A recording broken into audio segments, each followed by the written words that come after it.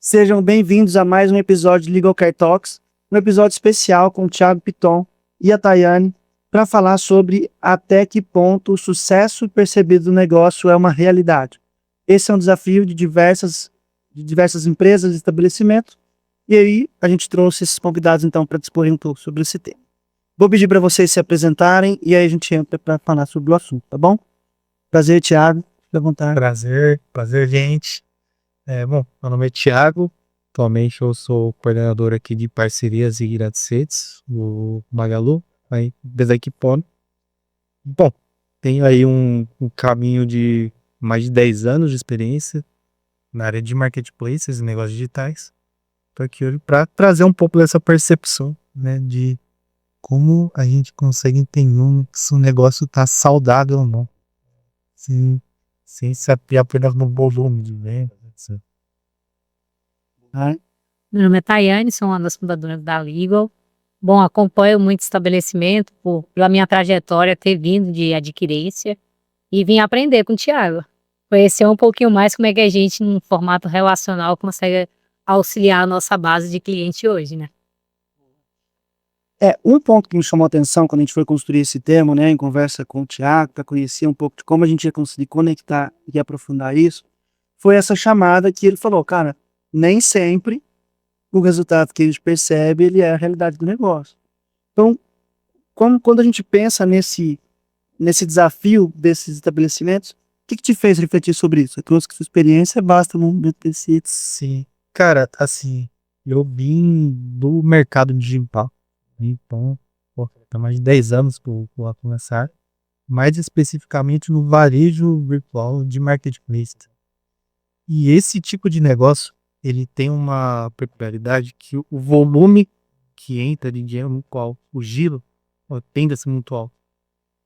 E muitas vezes eu presenciei operações em que os responsáveis por essa operação acreditavam estar voando ali em questão de venda. E realmente estavam, né? Eles estavam vendendo ali seus 7, 8 dígitos ali por isso.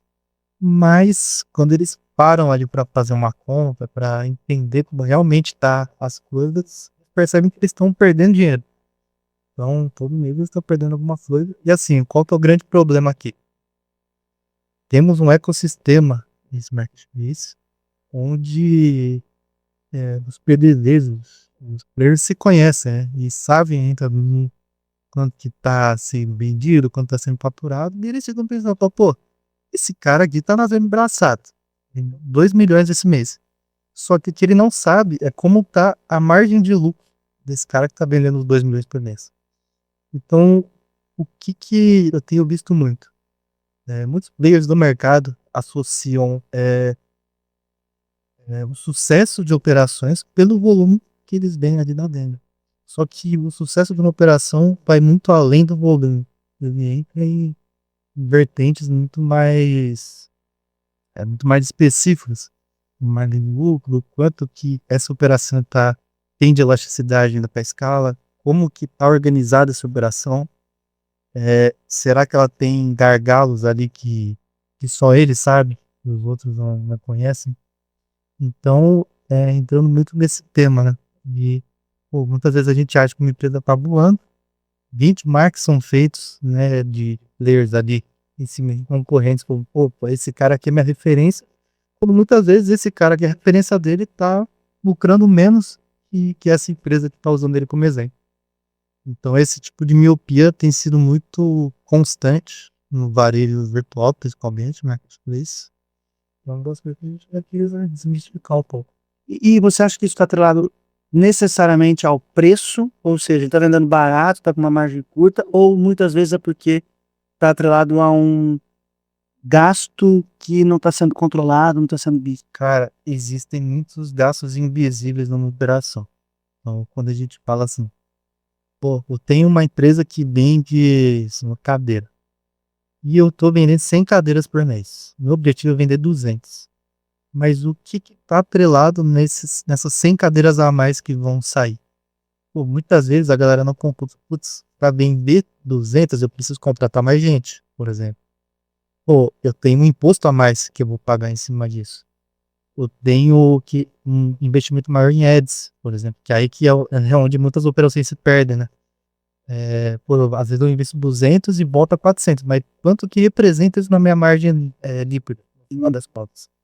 Então, assim, não é uma questão da margem do produto em si, e sim os custos invisíveis que estão presentes na operação, que muitas vezes não são contabilizados. Quando eles são finalmente contabilizados, aí já virou a roda da miséria, né, que eu falo, porque já girou tanto tempo no prejuízo que o cara, quando ele tem um mês um pouco mais fraco, ele acaba quebrando. Então, é isso, são os custos invisíveis da só. E às vezes o ponto de equilíbrio, em vez dele talvez ir vender 200 com aquela mesma quantidade de pessoas, se ele aumentar para 150, ele não tem um aumento de custo, mas ele consegue ter uma eficiência operacional. Então, qual é esse ponto de equilíbrio para você não precisar dobrar alguns custos, né? Exatamente. E outra coisa, a gente tem uma discussão muito forte, não só em pequenas e médias empresas, mas em empresas gigantes, como a Magalu, como diz direto. Como que funciona a percepção de ROI? ROI é retorno sobre investimento. E a gente metrifica um gasto em ads em relação a essa métrica, né? Então, pô, investi R$1, voltou 2, ou seja, meu ROI é de 2. Mas qual que é o retorno incremental dessa campanha? Ou seja, será que esse retorno foi 2 mesmo? Ou de todas essas pessoas que compraram, uma delas clicou no ads porque apareceu, mas ela já ia comprar? Quanto que realmente representou esse investimento de retorno? Muitas vezes a gente acaba se iludindo com métricas ali no dashboard, no painel, né? Puta, tive 8 de ROI, beleza. Qual desses 8, talvez três pessoas ali dessas 8, né? Simplificando no universo de 10 pessoas ali, por exemplo. Dessas 10 pessoas, 3 já iam comprar. Ou seja, será mesmo que essa é uma métrica verídica? Que a gente consegue metrificar de uma forma fidedigna o retorno que a gente está tendo? Então, esse é a grande discussão do mercado hoje. Como que a gente sabe quanto está voltando esse investimento nesses ecossistemas cada vez mais complexos? E vocês acham que o empresário, ele sente isso? Então, por exemplo, ele tá vendo as vendas acontecerem, fala, pô, legal, tô vendendo muito. E ele sente isso olhando para o resultado, ou ainda é essa visão lúdica de que não, eu tô vendendo muito, então bora continuar, vamos investir mais. Cara, sim. Marketplace é um negócio muito complicado, porque o número que tá no dashboard de vendas, a gente vendeu 1 milhão, mas não vai cair 1 milhão na sua conta. Primeiro que esse não é bruto. Então depois vai cair as comissões, vai ter todos os custos. E mesmo assim existe um tempo de depósito, né? Então, sei lá, a cada 15 dias ele recebe uma parcela daquele 1 milhão. E aí ele vai recebendo aquele 1 milhão fracionado, né? Que ele vai decidir 1 milhão ali na hora. Ou, sei lá, 700 mil descontando as comissões. Isso tem que encaixar muito bem com o capital de giro dele e com a velocidade com que o estoque dele está sendo consumido. Então, vamos pegar um exemplo aqui. O cara das cadeiras. Tem 100 cadeiras em estoque. Ele vendeu 100, ele quer vender 200. Só que esse dinheiro que veio para ele dessas 100 cadeiras vai chegar daqui a 30 dias, 40 dias. Só que ele precisa repor esse estoque. Como que ele vai repor esse estoque? Ele vai pegar um capital de giro, vai investir e vai descer da mercadoria que tem um prazo também de frete ali para chegar. Então isso tem que estar muito casado, porque muitas vezes ele acha que ele está lucrando uma coisa, ele olha o número inteiro, um bilhão.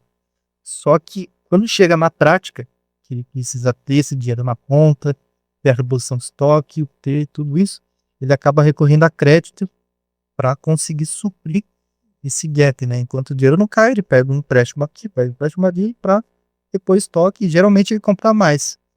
E ele fica refém de um giro constante, uma receita que não é uma receita real, uma receita muitas vezes ilusória, que ele vai descobrir um pouco depois ali que ele teve prejuízo. Porque ele precisa esperar esse montante todo chegar e estabilizar o caixa para essa percepção. Ou seja, ele vai aumentando o crédito porque tá vendo que tá vendendo, etc. Mas ele não tem essa percepção imediata. Então ele só vai Sim. perceber lá na frente o bem. Ele geralmente percebe quando ele vende mal. Então, assim, enquanto o cara tá vendendo bem, ele tá com giro alto. Ou seja, vai cair, tá pingando, né? Abrir uma coisa para tapar a outra. Exatamente, tá 15 dias, vai caindo, ele pega aqui, para aqui, para. Só que um mês ele vendeu mal. E esse é o mês que ele vai olhar o caixa e falar, puta, mas não tem nada aqui, como não tem nada assim. Então, essa é o grande gap desse negócio, né? Então, não é um negócio trivial, assim, que as pessoas acham. Putz, é bom abrir uma lojinha ali, na Magazine Luiza, vou abrir e vou ver o que que dá. Não, você tem que estar preparado no sentido de você está abrindo uma empresa, você não está abrindo um negócio ali trivial. Apesar de ter uma escala facilitada, todos os ecossistemas, todas as ferramentas que um ecossistema ele permite, você precisa estar preparado para essa escala. Então não é só vender mais, você tem que já ter um capital de giro consolidado, você tem que ter um estoque muito bem consolidado também, você precisa ter uma equipe treinada para, quando vier um volume, você não precisar aumentar o número, só manter TCIs. Então são muitos fatores que às vezes não são levados em conta por às vezes, falta de conhecimento, né? Ou uma simples noção equivocada desse canal. Chega uma forma mais trivial de negócio. E no meio disso, você percebe estabelecimentos se recuperando disso, por exemplo, percebendo isso no meio da movimentação, ou é uma coisa, não, quem já vem mais preparado se mantém, quem não vem, não tem volta. Cara, assim, hoje, se vocês perceberam o mercado em geral, as grandes empresas estão dominando o marketplace. Então, a gente pega empresas gigantescas dali, sei lá, Positivo, pega de empresa, uma Brastemp, pega Colux, todas elas são players de marketplace hoje. Por que que eles estão aumentando a representatividade nesses canais? Eles estão mais preparados. Então, hoje a gente vê grandes empresas se posicionando no PSP para competir com pequenas e médias empresas, mas simplesmente porque ele já tem uma maturidade de mercado superior. E assim, a tendência é essa, cada vez mais empresas gigantes entrarem nesse jogo para competir. E onde que fica as empresas médias e as empresas pequenas? Tem empresas médias que conseguem se sobressair ali em relação a BI por conta de maturidade da operação. Então sim, tem muita empresa se reorganizando para atender o marketplace. Uma coisa que sempre me chamou a atenção, eu já ser consultora para diversas empresas, muitas delas não tinham estoques separados no marketplace, por exemplo. Eles tinham, às vezes, uma loja física, eu vendo aqui as cadeiras. Beleza. Saiu, entrega, mas eles não separavam. Pô, aqui a loja física, tem um e-commerce, tem um marketplace, todo mundo no estoque. E o que acontecia muito era isso, era tudo ter estoque, aí o cara perdia a relevância em perdia a venda, a margem de loja física é diferente da margem de marketplace, de e-commerce, enfim. E o que as empresas começaram a fazer? Organizar um inventário fracionário, né? Então, tem uns papéis para marketplace, tem uns papéis de e-commerce, uns papéis da loja, e eles conseguem ir balanceando a margem. E eu vejo isso como um sinal de amadurecimento do mercado. Entendeu? Então, sim, tem empresas se preparando, mas geralmente são empresas que já estão nesse jogo há muito tempo. Eles já passaram dessa fase de puta, tomei prejuízo aqui, tomei prejuízo ali, eles já conseguiram entender o jogo, mas tem muita empresa ainda que está começando a entender esse jogo. Pelo eu digo, está começando a entender, está começando a quebrar, entendeu? Começando a sentir. Exatamente. É porque acaba que um boom que teve, né, de tanto de delivery quanto de marketplace, veio por conta da pandemia como um canal de venda. Então, como uma forma de eu vender mais, escalar o meu negócio e chegar, talvez, de uma forma facilitada de divulgação, sem que eu realmente precise construir tudo via redes sociais. E você tem um canal de venda em si, então facilitou muito essa escala da venda, né? A visibilidade do seu comérciozinho ali, o formato de entrega para um momento crítico. Então você não precisava ter um estoque separado. Minha loja fechou, então vou pegar o estoque da minha loja, coloco ali, e aí foi cada vez mais potencializando muito nesse sentido. E realmente, a empresa em si, ela precisa pensar de uma forma separada, não só E aí talvez qual o momento que a pergunta, né, Alba, pegando o lugar do Léo, qual o momento que eu como um estabelecimento, né, um pequeno negócio, penso o marketplace como um canal de venda ou como um novo negócio?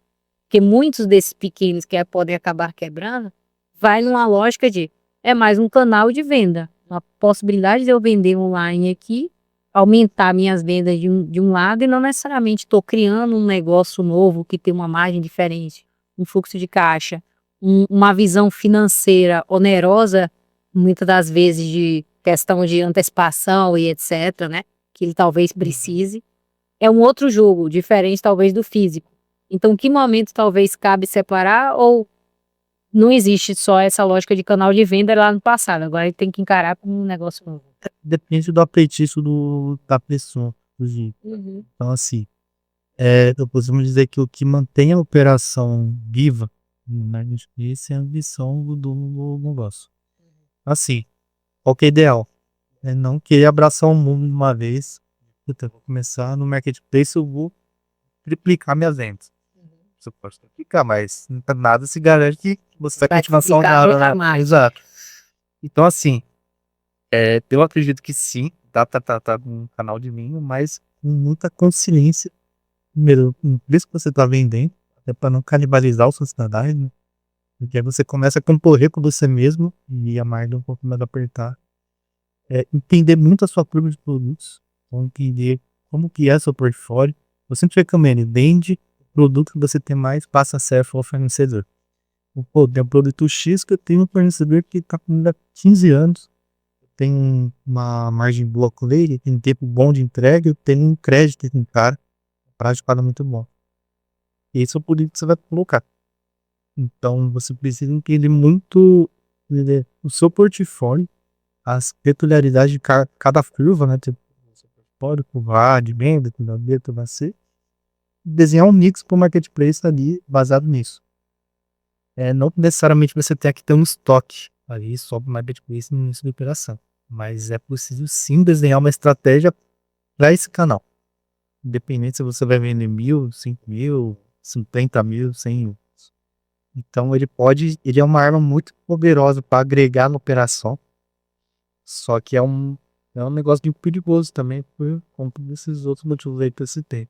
O que a gente poderia considerar que são os principais erros nisso? Porque assim, a gente está falando aqui com as pessoas que talvez estejam ou começando ou falando, não, eu não quero esperar meu faturamento bater no meu bolso, né, de forma negativa para me movimentar. O que a gente pode considerar que são os principais erros que eles podem atuar desde já? Cara, é não fracionar o portfólio. Eu acho que isso é um erro grande. Você tem uma operação de 100 itens. Eu vou colocar meus 100 itens ali. Independente de onde vem. Não. Você precisa entender profundamente o que você vende e os elos da cadeia que você está trabalhando. Vou dar um exemplo aqui. Puta, eu vendo camiseta e eu vendo, sei lá, mais 99 itens. Mas pisando aqui na camiseta. A camiseta ela tem elos ali de produção. Assim, putz, a gente tá no momento em que o algodão talvez fique um pouco mais caro, e aí a tendência da camiseta é aumentar o preço nos próximos meses, porque a ponta fica mais cara. Então você vai entrar com esse item no marketplace, sim, mas não vai entrar com tanto apetite no sentido de volume. Você entra ali com uma visão um pouco mais cuidadosa em relação à margem, porque você sabe que esse item tem uma tendência a aumentar. Usar de forma mais conservadora. Exato. Só que aí você tem um outro item ali do seu portfólio, que é aquele negócio. Puta, uma fábrica aqui, perto, eu consigo rapidinho o produto, se eu precisar eu vou com o carro ali, pego, e eu consigo ter uma margem legal. Pô, esse cara vai ser seu carro-chefe. Então assim, um erro que eu vejo muito é isso, é não se aprofundar no seu próprio portfólio. Então, o cara, às vezes ele tá vendendo, só que ele não pensa nos elos da cadeia de campanha, aquele portfólio, e na facilidade ou dificuldade que ele tem em ter algum dos itens que ele tem. Muitas vezes ele tá ali na loja, vê o estoque dele e fala, puta, esse item tem um monte. Só que o monte é quanto? É 20 caixas? 30 caixas? Às vezes isso sai num dia. Uma porrada ali de campanha que acontece, o cara visa as 30 caixas. E aí? Pra repor. como que essa funciona. Então, mais importante do que ter o item na mão é você ter um fornecedor ali que te atenda de forma fácil, um produto que você tem ali na mão quando você precisar. Então, esse é um dos principais erros, você se basear suas vendas, expectativas em um produto que você não tem fácil acesso. O segundo erro é não fazer conta. Então, muitas vezes a gente entra nessa parte, porque tô vendo vender. Beleza, tá vendendo, mas o dinheiro tá caindo. Demora 20 dias para cair. Você tem margem para segurar esses 20 dias? Você tem um capital de giro para segurar essa demanda crescente? E também no tópico que a Thais por aqui, que é qual que é o equilíbrio da sua operação. Até onde você consegue crescer com a sua operação do jeito que está estruturado, sem precisar contratar gente nova, sem precisar alugar num local novo. Então, se eu tivesse um conselho para dar, seria isso. Curva de portfólio, entenda o risco bem isso, que está bem. Faça contas, sempre entendendo que o dinheiro que está lá no dashboard não vai entrar na sua conta ali amanhã. E a terceira coisa acabei de falar a terceira. Ponto de equilíbrio e operação. Tô falando de equilíbrio e operação. Então, até onde você pode ir com a sua equipe sem ter que ter custos, né, de expansão. E aqui não caberia, desse exemplo que você está me dando, fui até pesquisar se era esse mesmo nome, para tantos anos que eu não vejo sobre, que é um ponto que a gente aprende na faculdade, que é a matriz BCG. Qual é o produto estrela, qual é a vaca leiteira, qual é a dúvida e qual é o abacaxi. Que é um negócio que toda vez que entra nesse ponto, faz todo sentido do negócio que ninguém fala, fica lá na faculdade, como não vou usar. É onde entraria, que eu acho que é onde você está identificando como, às vezes o melhor produto não é o que vende mais, mas ele é o que vai servir como estrela para atrair para a vaca leiteira, que é o que vai ter a margem melhor, algo do tipo. Então essa é uma matriz boa para usar nesse momento, para entender o portfólio, o papel de cada produto dentro do seu portfólio nesse caso. Isso é extremamente necessário em uma operação de marketplace, onde a gente geralmente tem um produto, o carro-chefe, uma margem deduzir. Qual que é a jogada? É fazer o cross-sell, exatamente como você falou. Então, pega ele com uma margem maior e balanceia a margem ali entre os dois produtos. No famoso boi de piranha, né, que a gente vende dele com margem reduzida, para colocar lá na operação mais acesso, né, mais volume, o outro vai compor a margem. Só que isso de valor é interessante, porque as pessoas aprendem isso na faculdade, a gente só, ele não sei de faculdade, não serve pra nada. E, puta, é isso que diferencia o cara que vai ter sucesso e o cara que não vai ter sucesso, no final das contas. Isso faz diferença, e é um desafio você olhar para o portfólio com esse olhar. Você acha que tá vendendo, tá bem, então vou vender mais. Enquanto o outro ali com uma margem melhor, que tá vendendo menos, você vai deixar para lá. Então, como que quem está assistindo ali poderia fazer isso na prática agora? Parar para observar esse portfólio, entender o que ele deveria fazer. Vocês têm algum conselho, alguma sugestão? Cara, assim, eu sempre iria nesse sentido de margem, né, que é você tiver que ter mais margem, você identifica qual que você tem com maior facilidade em relação ao fornecedor. Na prática, já no jogo, no e-commerce, nos marketplaces, uma estratégia que sempre vai bem é de compra conjunta, né? Os kits, os kits. Então, é interessante você ter produtos que se conversam. Então, assim, eu posso vender cadeira, mas será que é interessante vender cadeira e uma bola de futebol aqui? Aqui são dois produtos. Mas será que é interessante isso? Ou seria mais interessante dar uma mesa com uma cadeira? Os dois conversam e a mesa tem uma margem maior, porém um volume menor. Então, você tem que tentar pensar num portfólio no sentido de meus produtos estão se conversando? Eu consigo fazer com que esse produto custa R$100 custe 200 a partir de uma combinação deles? Porque assim você vai garantir, primeiro, um valor agregado maior, um ticket médio melhor, uma margem mais saudável. Além de tirar um pouco o peso de um escalo só e começar a trabalhar o portfólio como um conjunto. Digamos isso, né? Pensando na unidade de conversa. Uma outra estratégia que até as grandes empresas estão fazendo, estão imaginando os pequenos, vão fazer também, que é diminuir também, aumentar um pouco a margem daquele que já vende bem. A gente vê as empresas de sei lá, vou dar um exemplo rápido aqui do chocolate. Cada vez diminui um pouquinho mais e o preço é o mesmo ou maior um pouco, mas você só vai vendo a barra diminuir, né? De peso, ela vai ficando mais fininha. Tem até uma coisa que rolou muito na internet um tempo atrás, que pegava os 4 quadradinhos, arrancava um, tirava um, fazia um bem bolado lá do jeito que encaixava. Ou seja, eles tiravam um quadradinho e o produto parecia o mesmo. E é muito disso, de como você consegue aumentar essa margem, diminuindo o custo daquele produto que está indo bem. É uma possibilidade ali para os estabelecimentos nesse caso. Sim, e assim, é muito tentador você fazer um preço muito bom que vende bem.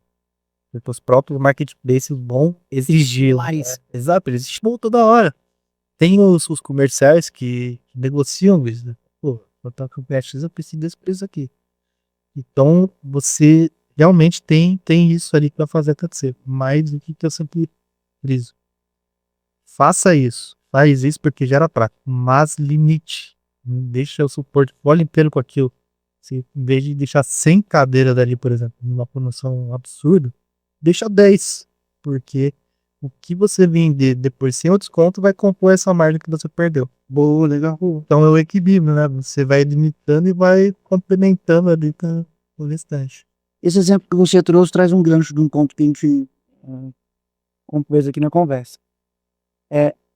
Até que ponto o marketplace vem como esse desafio a ser vencido, como a gente colocou no início, ou como um aliado para você poder começar a ser visto, né? Porque existe um equilíbrio entre o que você tem de custo para começar por conta própria, do zero, ou começar no marketplace que vai te ajudar a trazer visibilidade e tudo mais. Então, como que a gente pode trazer essa visão como aliado? Aliado ou inimigo ali no início? Cara, marketplace é uma operação que ajuda muito as empresas que estão começando. É assim, ela tem um custo relativamente alto, mas se você for pegar o custo real de uma operação, é uma operação extremamente barata e eficaz. Frente a você custear do zero. Exato, ó, vou dar um exemplo aqui. Quando a gente entra no marketplace, nós temos a parte de gateway de pagamento, da transação. Nós temos o marketing, né? Então, as pessoas entram nesses portais ali diariamente. Nós temos toda uma estratégia de fluxo de conta montada já. Então, o cara que vende meia, ele vai entrar num pool de meias que vai ter uma estratégia só para vender meia. Ele tem a parte de antifraude inclusa. Ele tem toda a parte de estrutura mesmo do marketplace ali na mão. E ele só precisa se preocupar em ter o produto, ter entrega e ter a escala, né, para você vencer. Então, assim, para o início da operação, marketplace é ótimo, porque você não paga nada, você não tem um custo. Você não tem que pagar fixo ali, você vai pagar quando você vende. É muito diferente quando você abre uma loja física, por exemplo, no e-commerce. As pessoas acham que e-commerce, inclusive, é uma operação barata, né? Uma das operações mais caras que existe. Porque você vai descobrindo aos pouquinhos ali que você precisa postar muito dinheiro para valer tracionar. Então, por exemplo, o custo de uma loja física, quero montar a loja aqui. Você já começa com 20 mil reais, 30 mil reais de investimento. No marketplace, esses Mínimo, né? no mínimo. É no mínimo, você tem um aluguel, você tem que ter o estoque, né? Porque querendo ou não, no marketplace a demanda vai chegando e você tem um prazo talvez de entrega, depender do que você está vendendo. Então você tem um prazo de entrega que você consegue, se esse prazo de entrega casar com o da sua produção, você consegue ir ajustando isso. Então, na loja física você tem que ter um estoque mínimo, né, para começar. E assim, 30 mil às vezes é só a loja, né? Só para deixar a loja bonita. Então, assim, qual que é a grande vantagem? Esses mesmos 30 mil você consegue trabalhar só em estoque, por exemplo. Começar a sua operação de uma forma mais controlada ali. Isso aí que a Thaís falou, pô, você tem um capital de giro que tá entrando, você tem uma operação que não tem um custo fixo, só pensa quando você vem e você vai equilibrando a merda. Então, para o negócio começar, é uma operação excelente. Qual que é o perigo no marketplace? É na escala. Quando você sai do ponto A para o ponto B. Quando você sai de, sei lá, 10 mil reais por mês e passa para 50. Então, e aí, e por que esse gancho é tão perigoso? Porque é uma operação fácil de começar.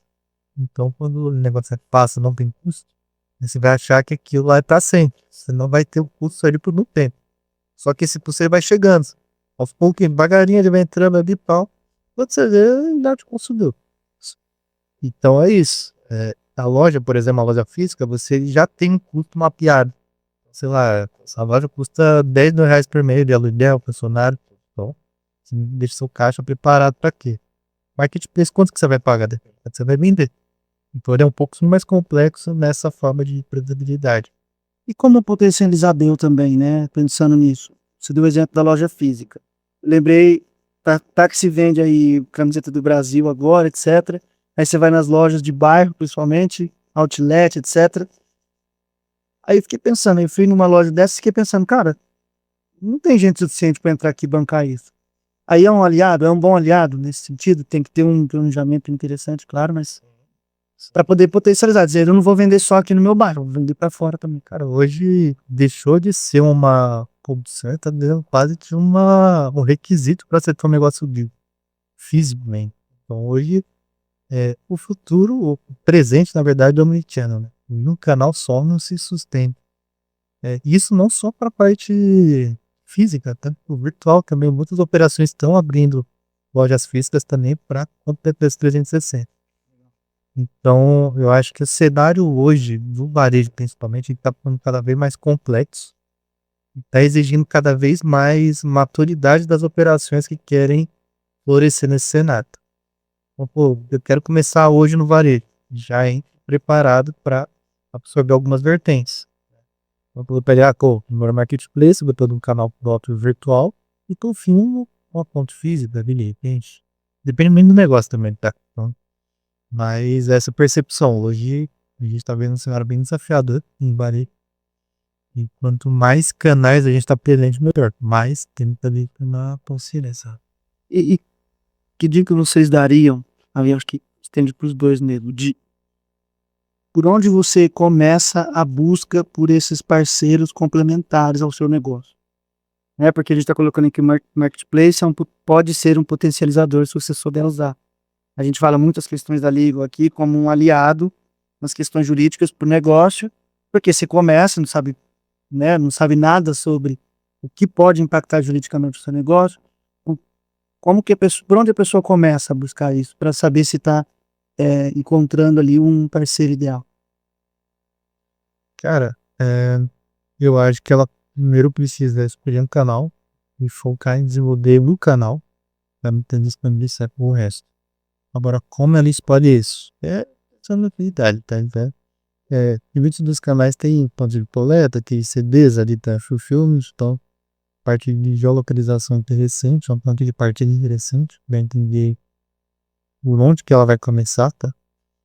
E segundo, parte financeira, né? Qual outros canais estão com funcionamento melhor? Qual outros canais estão um tempo de repasse melhor? Quais desses canais eles têm um posicionamento mais agressivo de promoção e menos agressivo? Então, o ideal é escolher sentir como tem a operação, porque às vezes as pessoas que entram elas não sabem muita coisa, né? No cenário geral de como funciona a operação. Pegar o jeito ali no canal e depois expandindo ali no negócio natural. Eu acho que, assim, entender um pouco, quando você entende um pouco dos concorrentes, né? Eu acho que olhar um pouquinho, penso em montar, tive uma ideia de montar algo. Analisar o mercado, analisar os concorrentes, analisar resultado, estar inserido dentro de comunidades, associações, ajuda muito a você entender como é que está essa movimentação. Então, muitas das vezes você vai num contexto de pensar o concorrente ali sempre como um inimigo e não como um aliado. Mas se a ideia que você quer fazer é no bairro X e a outra pessoa está no bairro Y, você consegue ter público que vá comprar das duas empresas, né? Então, acho que entender um pouco do mercado, estar inserido dentro de comunidades, e aí você tem várias associações, ou até mesmo de algum segmento específico, porque você tem associações de comerciantes, mas de segmentos específicos, e etc., ou comunidades do seu público-alvo. Então, eu vendo o meu produto é para aquele público. Então, existem comunidades voltadas também para público-alvo. Então, estar inserido dentro dessas comunidades faz com que você também tenha contato com outros concorrentes e outras pessoas que vendem produtos similares. Foi entender esse mercado até para avaliar essa melhor escolha, de como começar, por onde começar, quais são as margens, o que esperar. Mas eu acho que também, né, igual o Thiago mencionou, olhando esse custo invisível que tem. Então não é só a venda, mas e a margem? E o fornecedor que eu conseguir talvez seja mais barato ou mais caro do que o outro. Então fazer essa pesquisa muito bem elaborada, eu acho que ajuda bastante para que você possa ter os aliados certos em determinados momentos. E aí, tanto numa lógica de construção do negócio, olhando o mercado, tendência, concorrentes e possíveis comunidades que você vai estar se associando, mas também olhando para o negócio em si, depois dele pronto, quais são estrategicamente outros parceiros. E aí você tem parceiro jurídico, contábil, de RH, de tecnologia. Então, eu acho que são várias camadas, mas na etapa inicial eu iria muito para esse contexto de pensar um pouco, já existe, quem faz, como é que faz, como foi aquela trajetória, disseta um pouco onde você quer chegar do produto que a outra pessoa vende, ou possíveis similaridades caso não exista nada do gênero. Então, por exemplo, algo que a gente fez aqui na Legal, por não ter nenhum concorrente direto, né, aqui no Brasil, foi olho para fora, que já existe esse produto, como é que funciona? Olho aqui dentro e vejo, ó, a transformação que a gente busca é similar para um plano de academia. Como foi essa trajetória para esse plano de academia, já que eu quero criar uma lógica de plano jurídico? E aí eu penso nessa trajetória inteira, até para alinhar minhas expectativas, entender como é esse fluxo de crescimento. Então pode ser feito para diversos cenários de serviços e produtos. Se alguém já faz esse produto ou já oferece esse serviço fora do Brasil, como é que foi essa trajetória? Como é que foi essa construção? Quais os resultados? Olhar um pouco também para esse cenário dos concorrentes e mercados como um aliado e não como um inimigo. Muito bom, adorei que você trouxe. Olha que legal. Você trouxe isso e é uma pergunta que eu ia encaixar, porque me veio a curiosidade invertida, né, que a gente falou agora. Como que o empreendedor se prepara para essa, para essa busca de aliado? E ao mesmo tempo eu ia puxar esse gancho de como as empresas lá de cá se preparam para se atualizar, propor coisas novas. Você meio que resumiu já por parte da Legal, talvez. Aí eu queria perguntar então, Thiago, nessa linha, né, como que vocês se preparam para poder auxiliar e estar mais adequado para as necessidades dos estabelecimentos? E aí, tá, e como eu lidei com outras, se você quiser complementar com algo. Então, assim, eu achei muito boa a colocação, porque hoje os nossos concorrentes são nossos maiores aliados.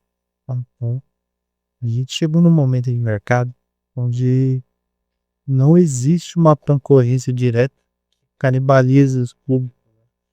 Consegue quando dá muito dosou ali para todo mundo ganhar. Eu acho que isso que é uma visão oferecendo no mercado. Então, assim, alguns pilares que a gente se leva em consideração realmente é uma que existe no mercado, está sendo feito, como está sendo feito, qual é a proposta de valor dessas ações e assim funcionamento. A partir daí a gente destrincha em relação aos diferenciais internos da companhia, né? Então, beleza, está sendo feito isso. E o que eu tenho na mão, eu não vou fazer exatamente isso. Eu vou fazer de uma forma condizente com o meu funcionamento, com as armas que eu tenho hoje. A gente absorve o que está sendo feito no mercado, diferencia de apenas com o funcionamento em companhia. Só por E acho que cabe não só para empresas grandes, mas até empresas pequenas que você, principalmente de bairro, que você olha, eu tenho uma movimentação maior em tal lugar ou em outro, e você cria até, acaba que quando é lojas físicas, né, que você tem um contexto de bairro, tem muito mais troca entre eles de promoções, etc. Mas às vezes você pode, e um dos pontos que a gente tenta trazer para a Legal, no dia a dia mesmo do negócio, é olhar a dinâmica de um outro serviço, de um outro produto que não tem nada a ver com o suporte jurídico, mas que a experiência é muito boa, que faz sentido e que brilha os olhos em alguma coisa que realmente chama atenção. Como é que eu penso naquilo dentro do meu cenário, né? Igual como é que eu adapto, como é que eu penso na personalização de acordo com o meu público, se faz sentido ou se não faz sentido, né? Então, acho que esse é um ponto de reflexão também, de estar sempre atento às experiências que você vai vivendo. A experiência que você tem muitas das vezes, eu tenho experiências diferentes, por exemplo, recentemente a gente lançou o plano ou família, né, na Legal, e você tem 2 experiências aqui. Você tem experiência de plano de saúde e de plano de academia, que cada pessoa vai pagando individualmente, mas você tem uma experiência totalmente diferente, que é de streaming, que é um plano maior e você consegue aderir X dependentes. O que faz sentido? O que gera talvez uma margem legal, porque a média de dependente talvez é menor, passa o preço que você coloca, então você pode fazer essa margem em cima da margem, ou da própria experiência. Eu me sinto mais feliz em vir para uma lógica de contratar X, você colocar 3, ou cada pessoa que entra é como se fosse um indivíduo diferente dentro do ecossistema, dentro de um plano que deveria ser família, entende? Então, você também está atento às experiências que você vivencia em outros produtos. E talvez aquilo ali pode vir como insight na sua construção. E assim, hoje a gente vive numa época tão maluca, o nosso macro ambiente ali tá tão saturado de acontecimentos. Hoje lançou uma coisa, amanhã essa coisa já mudou, já não é mais a mesma. Assim, se você for comprar tudo sozinho, você fica mal, velho. Então, hoje não existe como uma só empresa tá ligada em tudo ao mesmo tempo. E isso, o Pepe falou, é exatamente isso. Às vezes, uma companhia que não é concorrente da sua, captou alguma coisa ali no macro, falou, puta, isso aqui faz sentido trazer assim para o cliente. E às vezes essa percepção é muito mais valiosa trazer para dentro do que o concorrente está fazendo. Então, assim, existem cenários ali de concorrentes, onde exerce a mesma atividade, sim, você tem que ficar ligado. Mas é muito importante você manter contato com outras vertentes também de empresas, que não necessariamente compõem com você, mas às vezes ela tá fazendo um negócio que você fala, puta, isso aqui é legal pra caramba. Olha, por exemplo, o cenário da IA. O IA, falando de bilhetes. Quantas visões diferentes a gente já não viu da IA, de como usar a IA a seu favor, e a gente já não presenciou nesses últimos 6 meses. Como que como seria possível uma empresa sozinha desenhar todas essas visões? Não tem como. Então, a gente está vendo um cenário muito colaborativo, e está sendo isso de uma forma muito indireta, né? Uma consequência do cenário que a gente vive hoje. Muita coisa nova, muita inovação ao mesmo tempo. E qual o melhor jeito de aproveitar isso? Se conectar, né? Você entendendo ali o cenário de outras empresas, e a gente vai fomentando uma diferenciação, uma solução nova, e sempre a favor do cliente, né? Eu acho que esse que é o mais legal. As empresas estão sumindo para beneficiar a ponta. Como a gente consegue trazer um serviço diferente, como a gente consegue agilizar o serviço, como a gente consegue tornar uma experiência mais fácil. Então, eu acho que vem muito de encontro a isso. Muito bom você trazer isso, porque tem muito a ver com o surgimento do projeto Legal Care Talks. É um tema completamente novo, no Brasil principalmente, nesse caso, né, porque é algo que já está mais consolidado lá fora e a gente está trazendo como novidade. E ele é muito abrangente, né? Nós estamos aqui falando do impacto na vida do dia a dia do empreendedor. E na temporada anterior, falando do impacto do dia a dia das pessoas como colaboradores das empresas. Então é muito novo. Então a gente, como ele está em todas as etapas, em todas as fases, tanto das empresas quanto das pessoas, foi justamente isso. Cara, vamos chamar pessoas para contribuir com conteúdos relevantes para gerar uma comunidade de fato estratégica, voltada a negócios, impacto na vida das pessoas e das empresas. E a ideia foi justamente essa. Virar conversas desse tipo, trazer essa relevância para quem está assistindo e que elas vão conhecendo esse tema de uma forma mais natural, porque faz parte da vida delas todo dia, elas só não estão vendo. Então aí vem com essa ideia de, no meio dos assuntos, a gente consegue mostrar para a pessoa como isso está presente de perto. Eu acho que é muito bacana mesmo. Essa possibilidade de trabalhar com parcerias, contar com pessoas que complementam aquilo que você faz. Isso na vida das pessoas, na vida do negócio. E é o que a gente está fazendo aqui agora, nesse momento. E o tanto do que o Thiago estava falando, do que você trouxe, é assim, parece que na construção de um negócio, a pessoa se anula como indivíduo consumidor. É muito engraçado. Porque você se anula como indivíduo consumidor ali, do que dentro do marketplace, como eu gostaria de estar comprando, o que faria sentido ou não, o que cabe. Você vai querer estar colocar todos os seus produtos ali, ou ali vai ter alguns produtos, porque é mais fácil até de você comprar. Porque a própria gestão você sendo um pequeno estabelecimento, a própria gestão de estoque, de demanda e etc., cabe eu colocar todos os produtos ali, vai ter produtos que a pessoa vai querer tocar, vai querer vestir, vai querer, sei lá, coisas que precisa do físico e que talvez não caberia ali, mas sim produtos complementares que levam a chamar a atenção da pessoa conhecer mais dentro da loja. Então, também não se anular ali como indivíduo. E acaba que quando a gente fala um pouco do Legal Care Talks, é aquela coisa, todas as pessoas já precisaram ou precisar de um advogado. O seu negócio não é diferente disso. E aí, como é que eu posso ser preventivo ao invés de ser somente reativo, né? Como é que eu conto com alguns parceiros? Mas uma reflexão bem bacana, principalmente quando eu penso para o pequeno estabelecimento dentro do marketplace ou construindo um negócio, qual a experiência que eu, como consumidor, gostaria? E quando eu consumo algo similar ou próximo daquilo, o que me chama a atenção ou não, que pode ser bom de estar sendo replicado ou não na minha análise de mercado, né? Não, muito bom. E assim, isso que você falou é uma realidade muito forte. Muitas vezes a gente vê ali o painelzinho, 5.000 kits. A gente esquece que 5.000 kits foram 5.000 pessoas que acessaram o seu produto. Cada pessoa com um background diferente, cada pessoa vindo até você por uma necessidade diferente. E por ficar muito nessa visão, número, faturamento e tal. Você esquece que 100 de pessoas que ficaram no meu portfólio para ver. O que elas foram procurar? O que eu estou fazendo para servir melhor essas pessoas que vieram até ali? E realmente existe essa abstração, né? Puta, é número, não é número, é gente. O perfil dessas pessoas, será que eu consigo extrair alguma coisa a mais para que eu possa ser mais assertivo? Exato. E se você for ver as grandes inovações desses últimos tempos, foram de empresas que observaram ali na lupa o que as pessoas estavam procurando.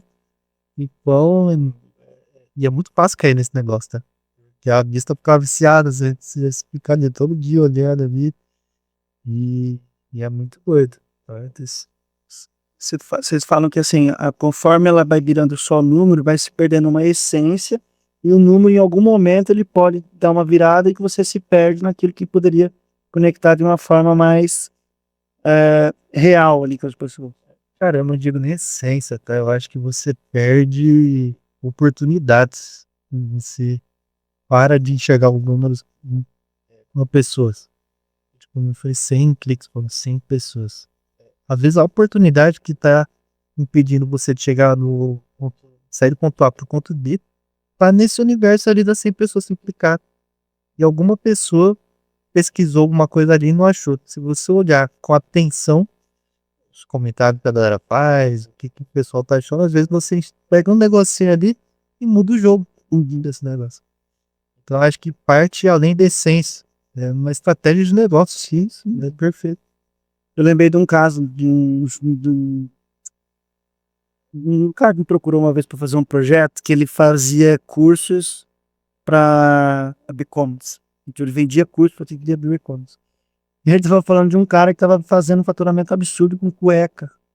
Aí eu falei assim, não, foi com cueca, mas é porque ele estava fazendo aquela samba canção que era personalizada de filme, do Rock Balboa, essas coisas. Ele falou, cara, a galera compra uns montes, tipo assim, como se alguém aqui agora tivesse vestindo uma, porque aí eu falo de essência nesse caso. Que a essência dele é essa, e ele compra, aí compra a meia, aí ele se dá a oportunidade que você está falando. Então, ele identificou esse nicho, que vai estar vendendo cueca, que nós estamos vendendo meia, para esse mesmo público, e assim, está faturando muito só nessas coisas personalizadas, sabe? De cintura pop e tal. Eu acho que é entender o que está por trás dos números. Isso. Acho que você entendendo o que está por trás dos números em ambos os cenários, entender o que está por trás dos números na venda, entender o que está por trás do número na margem, para você montar esses elos, eu acho que é mais ou menos para isso, né? Perfeito. E sempre que possível entender a cadeia que está te suprindo. É muito importante. E que você se previne de uma série de acontecimentos futuros que podem prejudicar essa operação. Esse é um ponto extremamente importante, cara. Tem um caso também, há muitos anos, uma empresa de doce me procurou porque ele queria começar a marca própria, porque ele estava vendendo muito bem. Aí um cliente assinou exclusividade com ele Então ele só podia vender para esse cliente. Só que esse cliente parou de comprar tudo dele. Então começou a quebrar o negócio. Então, ou seja, esse cliente provavelmente fez isso para tirar ele da jogada, que estava crescendo. Ele falou, cara, eu vou ter que trabalhar a minha marca porque agora eu vou quebrar por causa desse cliente que me banca sempre. E é mais normal. Isso é um negócio normal de acontecer, tá? Acontece mais e parira. Bom, pessoal, nós estamos caminhando para os nossos minutos finais. Eu queria trazer o ponto de reflexão, nosso posicionamento de repensar o que é essencial. Queria que vocês deixassem ali o recado para quem estiver assistindo. Então, o que seria um ponto essencial para manter a longevidade desse negócio, contando ali com os parceiros certos, especialmente nesse tema? Acho que a gente já permeou um pouquinho disso, né? Nessas questões das margens, etc. Nós queríamos deixar a visão de vocês. Bom, acho que é um resumo disso tudo. Conheça o seu negócio, conheça o que você vende em profundidade e faça conta. Não deixe de fazer conta, que isso acontece muito. Então, esses 3 recados aí da minha parte. Acho que eu me antecipei, mas entendo, acho que vou muito numa linha de entender o que está por trás dos números, né? Você entender o que está por trás dos números te ajuda a tomar decisões certas, buscar aliados, entender mercado. Então não é só olhar o número por si só, não é só você estar ali com o seu negócio sem nenhum processo, por exemplo, trabalhista, nem nada do gênero, que está tudo bem. Não, qual o risco de?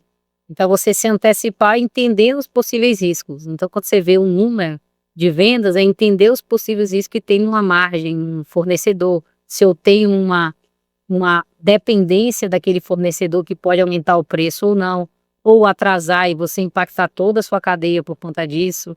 Você entender o que está por trás ali do que realmente acontece no seu dia a dia para tomar decisões certas e buscar tanto parceiros quanto também aliados, né? Na construção do seu negócio. Boa.